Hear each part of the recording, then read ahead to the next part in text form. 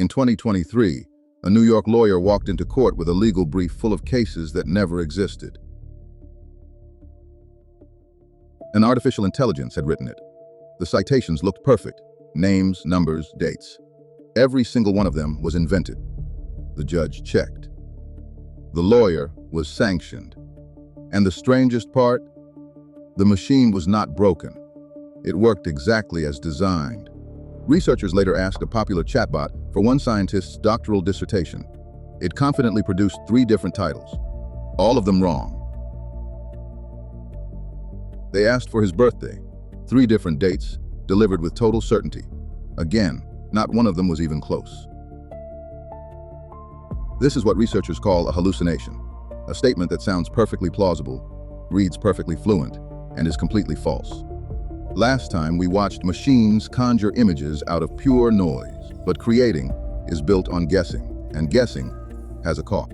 Because underneath every chatbot and every agent sits the same engine, a model predicting the next word, 1 token at a time. That engine does not know what is true. It knows what is likely. And likely and true are not the same thing. So, why does a machine that spells flawlessly go on to invent facts shamelessly? The answer hides in what it was fed. A language model learns by reading enormous amounts of text and predicting the next word billions upon billions of times. But here is the catch. Nothing in that text is labeled. No statement carries a tag saying true and none saying false. The model only ever sees positive examples, fluent human language, and learns the overall shape of how words follow words. Researchers distinguish 2 kinds of failure. Factuality errors. The model states wrong facts. Faithfulness errors. It distorts the source it was given. Imagine learning the world's knowledge from a library where fiction, rumor, and truth sit on the same shelf, unmarked. Spelling never breaks. Parentheses close. Grammar holds. Those follow patterns. And patterns are what the engine masters. Now ask it for a specific pet's birthday. There is no pattern to learn. The date is essentially random information. OpenAI's researchers use exactly that analogy. Label millions of pet photos with birthdays, and no algorithm on Earth stops erring. Rare, one-off facts sit in the data like those birthdays, unpredictable from patterns alone. That is where hallucinations are born. So the gaps are inevitable, but confidently filling them with fiction is not. That part, we accidentally taught it ourselves. Researchers measured something unsettling. Language models often sound noticeably more certain when they are wrong than when they are right. One analysis found models were about 1/3 more likely to say definitely, certainly, and without a doubt while hallucinating. Why? Part of the answer is how we polish these models. Humans rank their answers, and models learn what humans reward. In those comparisons, judges consistently preferred long, confident, detailed answers over careful ones that hedged. Confidence won, caution lost. So the model learned the lesson we taught. Sounding sure is rewarded, admitting doubt is punished. Every ranking reinforced it.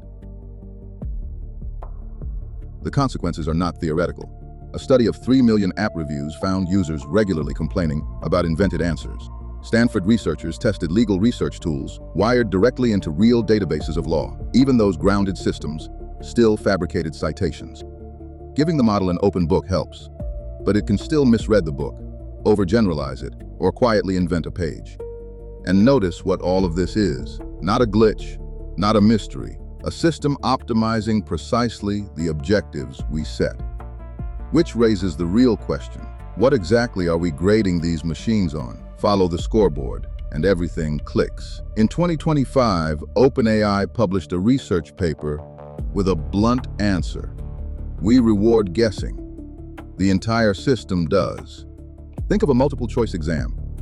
Leave a question blank and you score 0. Take a wild guess and you might get lucky.